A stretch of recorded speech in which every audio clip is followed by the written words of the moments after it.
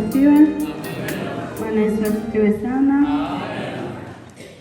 Mwenyekiti hajanitambulisha kwa sababu ya utukufu niliokuwa nao kwa siku ya leo. Amen. Mbingu zimenichagua nije kuzungumza nanyi pamoja na madhaifu nilionayo, pamoja na uchanga wangu na udogo wangu na wembamba wangu, lakini leo kikao mbinguni kikampendekeza Rachel Mkama asimame katika kibweta hiki cha kimataifa kwa ajili ya kuzungumza nanyi. Amen.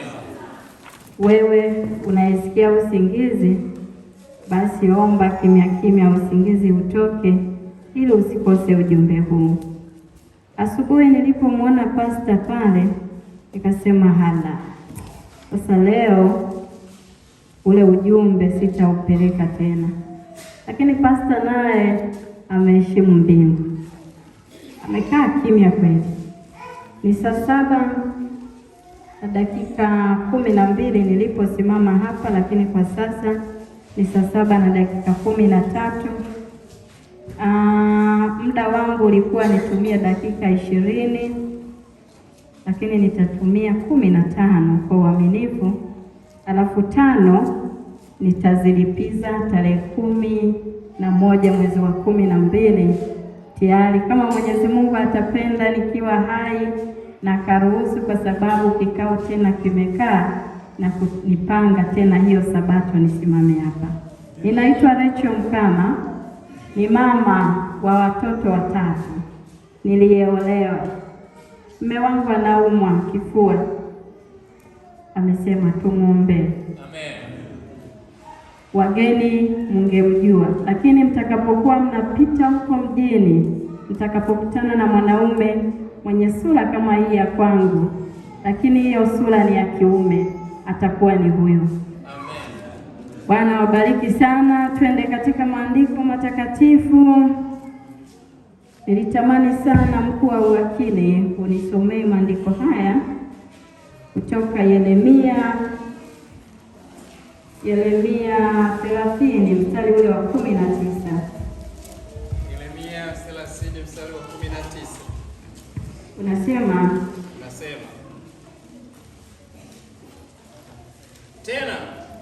tena kwao itasikiwa shukrani na sauti yao wachangamkao, nami nitawazidisha wala hawatakuwa wachache, tena nitawatukuza wala hawatakuwa wanyonge. Waimbaji wetu pale, kwanza awali ya yote, somo letu leo, kichwa cha somo kinasema shukrani. Kichwa cha somo kinasema shukrani, na maandiko hapa yanatuambia kwao itasikiwa shukrani na sauti yao wachangamkao, nami nitawazidisha wala hawatakuwa wachache, tena nitawatukuza wala hawatakuwa wanyonge. Muda uliopita kidogo nikamsikia mtu wa Mungu akisema, wakati anatoa taarifa za michango, watu fulani wakasema michango imetuchosha, michango imekuwa mingi.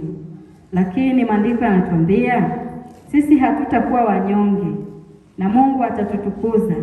Lakini katika hayo lazima tutatoa shukrani kwake yeye aliyetuweka kuwa hai mpaka siku ya leo. Na unaanzaje kusema wewe umekoswa, wewe hautaweza kuchangia, ambavyo leo unajiona hiyo afya ulionayo? Utamlipa nini Mungu wako? Mungu ambaye anamiliki vyote vilivyomo humu duniani na wewe ukiwemo. Kwa nini usitumie mali yako ulionayo kumtumikia Mungu wako wa mbinguni? Kwa nini usitumie mazao yako ya kilimo chako kumtolea Mungu wako wa mbinguni? Utamtolea nini zaidi ya hizo shukrani? Lakini tukawasikia wanakwaya wakisema, wakitueleza dhambi ilipoanzia mbinguni, na sauti ilisikika ikisema, ole wenu mshtaki wenu ametupwa duniani, ambaye ni Shetani. Wewe ni nani uwe hai mpaka siku ya leo katika dunia hii iliyojaa machafuko, iliyojaa ajali za kutisha? Unatembea na pikipiki, unatembea na gari, unatembea kwa mguu, huko salama, lakini ajali zimejaa barabarani. Magonjwa ya kutisha yamejaa huko ulimwenguni, lakini mimi na wewe leo tuko salama. Hata kama tutakuwa na masumbufu madogo madogo, lakini tunatakiwa kumshukuru Mungu kwa kila hali tuliyonayo.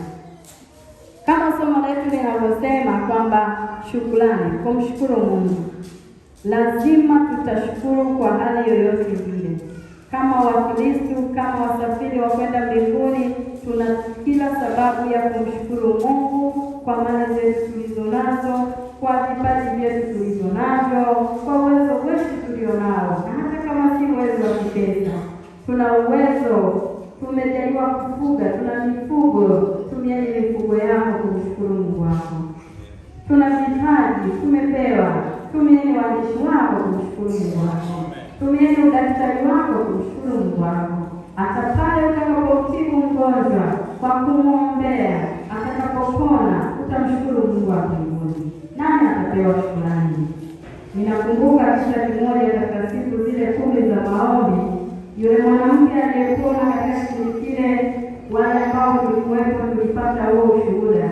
Kanisa letu la Waadventista wa Sabato, Mungu akitutumia kwenda kumwokoa yule mama hata kwa kutoa damu zetu. Lakini zaidi ya hapo, kwani yule mama tulishamuona mbele zetu. Zaidi ya hapo, yule mama alishatuona. Anatakiwa kushukuriwa ni Mungu wa mbinguni tu, na tujenge desturi ya kumshukuru Mungu. Maana anatutendea mambo mengi yaliyo mazuri, mambo mengi yaliyo makubwa. Na hata pale kwenye misukosuko, pale kwenye magonjwa, pale kwenye vifo, tunatakiwa kumshukuru Mungu. Tarehe 17 ya mwezi jana, taifa lilikata tamaa. Woga ukajaa, hofu ikatawala.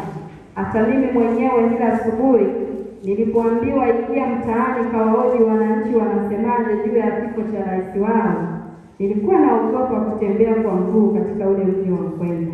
Hiyo ni hofu. Lakini watu ikasikika sauti zilizokuwa zinasema tutafanya nini sasa? Nchi itakuwaje? Sijui tutafanyaje? Kumbe tukasahau kwamba tunaye Mungu wa mbinguni ambaye hata kile kifo cha rais tulitakiwa kumshukuru Mungu. Tulitakiwa kumshukuru Mungu. Kifo kimetokea, lakini Mungu alivyo mwema katuandalia mazingira mengine. Kwani leo Tanzania hatuna rais? Si tunaye tu. Wakati ule kifo kimetokea, tuligubikwa kabisa, tukajiona kwamba bila Magufuli Tanzania haiendi.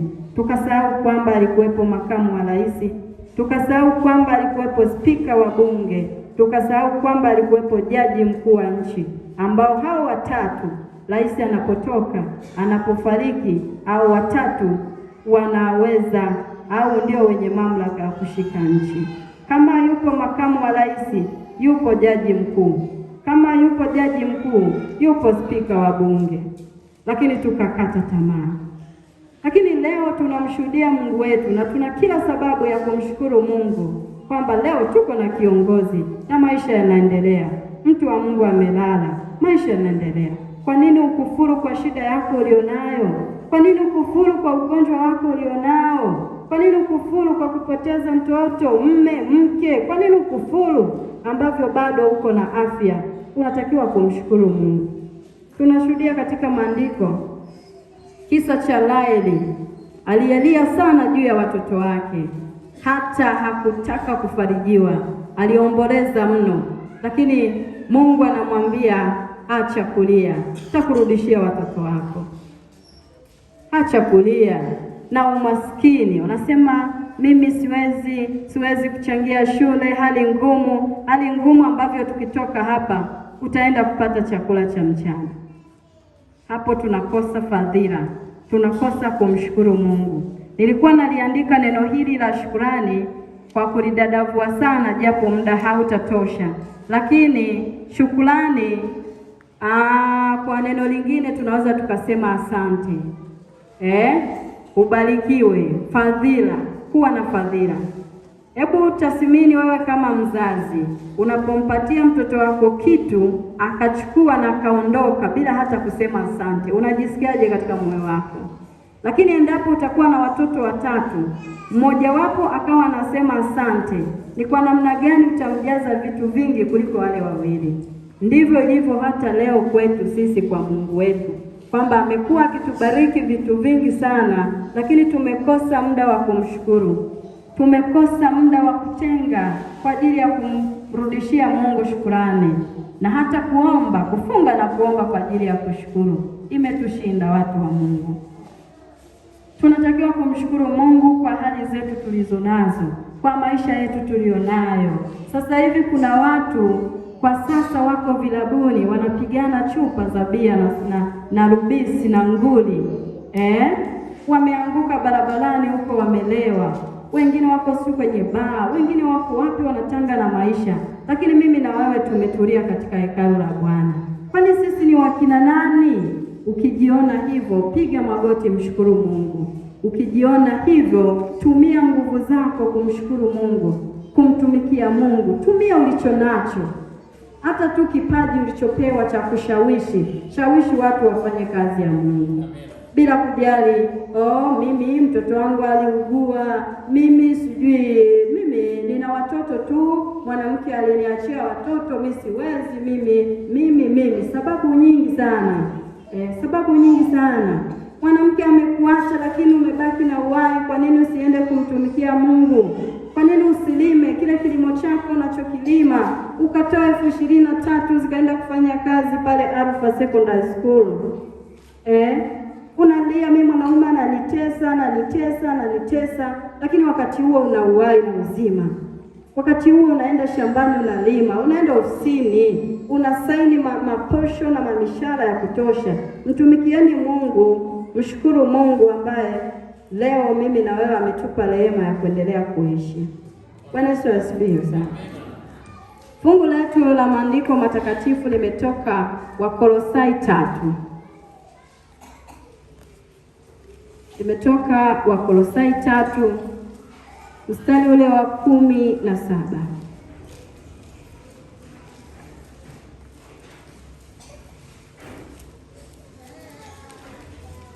Wakolosai 3 mstari wa 7. Ndiyo. Nasema, lakini mambo yale 17. Wakolosai 3:17. Ndiyo. Nasema, na kila mfanyalo kwa neno au kwa tendo, fanyeni yote katika jina la Bwana Yesu, mkimshukuru Mungu Baba kwa yeye. Watu wa Mungu, pamoja na uchovu tulionao wa siku 7, tumehangaika sana. Biashara yetu imeyumba, kilimo chetu magugu yametuzidia, kazi zetu mambo yamekuwa magumu, ndoa zetu zimevurugika. Changamoto ni nyingi sana, lakini katika siku ya leo ambao tumetulia na tunatakiwa kumshukuru Mungu katika hali yoyote ambayo tunaipitia. Maandiko yanatusihi kwamba kila tufanyalo kwa neno au kwa tendo, tufanye yote katika jina la Bwana wetu Yesu Kristo, tukimshukuru Mungu Baba kwa yeye. Kila jambo tutakalolifanya tufanye kwa jina lake Yesu, na tukimshukuru kwa kumfanyia kazi, kwa kumtumikia, lakini pia kwa kujivunia afya zetu tulizonazo, hali tulizonazo, na tujivunie sana Ukristo wetu. Tujivunie sana kumjua Mungu na tumshukuru sana kumjua Mungu. Laiti tungejua wasiomjua Mungu wanavyoteseka. Leo tungekuwa tunamshukuru, sijui niseme kwa 200%. Tungejua wasiomjua Bwana wanapoteseka. Lakini leo ameshatuahidi hatutakuwa wanyonge, na kweli sisi sio wanyonge. Nendeni katika msiba wa Mwadventista Msabato, muone uso wake unavyong'ara, kama kweli atakuwa amemuingiza Mungu ndani yake. Nendeni kwa Mwadventista Msabato anayemtumikia Mungu wa kweli, lakini amekutwa na changamoto, amekutwa na jaribu zito. Muoneni uso wake ulivyokaa. Kama kweli atakuwa anamtumikia Mungu wa kweli wa mbinguni, uso wake utakuwa umechangamka, na wala hawezi kuwa mnyonge, kwa sababu Mungu ameahidi. Hivyo mchana wa leo, watu wa Mungu, tujifunze kumshukuru Mungu kwa kumtumikia, kwa kumtolea. Michango hii inayotolewa kanisani si michango tu ambayo inaenda kumnufaisha Ibrahimu Weida, mchungaji wa mtaa. Sio michango inayoenda kumnufaisha Justus Baguma, msabato wa Nkwemba. Ni michango inayoenda kufanya kazi ya Mungu. Ni michango inayoenda kuokoa roho za watu wa Mungu zilizotanga mbali. Leo kiwanja kiko maziwa, itakaponunuliwa maziwa pale, hata ikajengwa nyumba ya mchungaji, yupo mwana mama anayeteseka pale maziwa na mwana baba anayeteseka pale maziwa. Siku watakapokuwa wanakimbizana wamelewa, wenda hiyo siku watavamia na kupita katika ile nyumba ya mchungaji, na mchungaji atawaambia tulieni, njoni hapa tuzungumze. Wataokolewa kwa sababu yupo mchungaji hapa. Bwana Yesu asifiwe sana. Mchana wa leo nadhani dakika zangu zitakuwa zimekwisha, lakini ujumbe wetu ni huo, kwamba tumshukuru Mungu, tujenge desturi ya kumshukuru Mungu. Hata katika yale magrupu tumepatwa msiba mzito. Nimewapa mfano msiba wa Tanzania uliotukuta, tulitakiwa kumshukuru Mungu. Kumbe hapa mbele kuna mambo mengine alikuwa ameandaa. Leo nchi inaendelea, lakini kwa wenzangu na mimi, imani za kusuasua, imani potofu wanaanza. Magufuli amekufa, sasa uchumi. Kwani Magufuli ni Mungu? Si mali na fedha na dhahabu ni vya Mungu? Sasa Magufuli amekufaje na fedha? Afu wote tulishuhudia tu, waliokuwa na runinga mlishuhudia, jeneza lilishuka mle kaburini, alikwenda hata na ATM ya kadi yake ya benki, wala hamna pesa zilizodumbukizwa mle. Pesa zimebaki juu. Ni imani zetu haba, na tunatakiwa kumshukuru Mungu kwa kipindi chochote ambacho tutakutana nacho. Hata kama uchumi utayumba, tujue ni kipindi tu, kimeruhusiwa kitukute, lakini si kwa sababu tu fulani kaondoka, kiongozi katoka. Watu wa Mungu, nilikuwa na visa viwili. Namalizia. Pastor, jiandae tupa ombi, twende kupata chakula cha mchana. Lakini visa hivi ninataka nivitoe ili tuone kwamba sisi hatutakiwi kumshukuru mwanadamu, bali tunatakiwa kumshukuru Mungu, maana ndiye anayepigania maisha yetu, anayepigania kila tunachokifanya. Ni Mungu wa mbinguni. Labda wakati mwingine anawatumia wanadamu waje kutusaidia, waje kutulizisha pale ambapo tunakuwa tumekwama. Ilikuwa mwaka 2012 nikiwa mwanafunzi wa chuo cha uandishi wa habari na utangazaji Arusha. Nimetumwa kwenda kutafuta habari. Nikapita katika maeneo fulani, mitaa fulani, hatimaye nikakaribia katika hospitali ya Mount Meru Arusha. Wakati ninatembea, na bahati mbaya nzuri nilikuwa mwenyewe, sikuwa na wanafunzi wenzangu, nikakuta kaka mmoja amelala pale pembeni, ana majeraha makali sana. Yule kaka amepoteza fahamu, lakini wakati huo zimeanza kuja. Watu wanamshangaa na wanapita, wanaondoka. Mtu mwingine akasema hawa ndio vibaka wa mjini, ngoja wakukomeshe. Lakini mimi nilipofika eneo hilo, niliganda na kumhurumia yule kaka. Niliumia sana. Nilichokifanya ni kipi? Nilimuita mtu aliyekuwa pembeni, ambaye wenda yawezekana alikuwa hajamshuhudia yule kaka, au alikuwa amemshuhudia, lakini yalikuwa ni mapenzi ya Mungu. Ambia, baba, naomba unisaidie kaka yangu hapa, unisaidie kumbeba, twende pale mapokezi. Yule baba alikuja, akamshika mkono yule kaka, akatembea kwa shida sana, tukaenda mapokezi ya hospitali ya Mount Meru. Akamweka hapo, akamlaza hapo chini na akaondoka. Mimi nikabaki. Nikamwambia yule daktari aliyekuwa katika ule mlango wa mapokezi, nikamwambia, huyu ni kaka yangu, amepata ajali na mimi ni mwanachuo, sina kitu chochote hapa nilipo, ila ninaomba umpe huduma, alafu nawaita ndugu na wazazi, wanafika muda si mrefu. Ilikuwa ni imani. Yule daktari alinisikiliza. Jiulize, kwa nini hakuniuliza PF3? Huyo ni Mungu ndiye alitaka kumwokoa yule kaka. Akamhudumia, akampokea yule kaka, alikuwa na hali mbaya, akampa wodi ya majeruhi na kanisendi kule niwe naye. Wakamwekea drip bila kunidai pesa, wakamwekea drip. Alafu mimi nikakaa na yule kaka mle wodini. Sasa yule kaka drip ya kwanza ilipoisha akapata nafuu. Mimi sikutaka ni kwa nini amejeruhiwa, sikutaka kujua. Na mimi wala sikuwaza nilikotoka chuoni watanifanyaje, sikuwaza. Muda ule nilikuwa namuwaza yule kaka. Yule kaka alipopata nafuu nikamwambia, kaka, kwani wapi? Akasema Moshi. Sasa kwa nini uko hivi? Akasema mimi sijui, ila kwa mara ya mwisho nilikuwa nyumbani. Wapi? Moshi. Sasa huna namba ya simu ambayo hata tunaweza tukawapigia ndugu? Akasema naikumbuka. Nikatafuta karatasi, mimi nilikuwa mwanachuo, sikuwa na simu. Tafuta karatasi, nikanoti ile namba, nikatoka nikaomba simu, nikaweka ile namba, nikapiga, nikapokelewa na dada yake.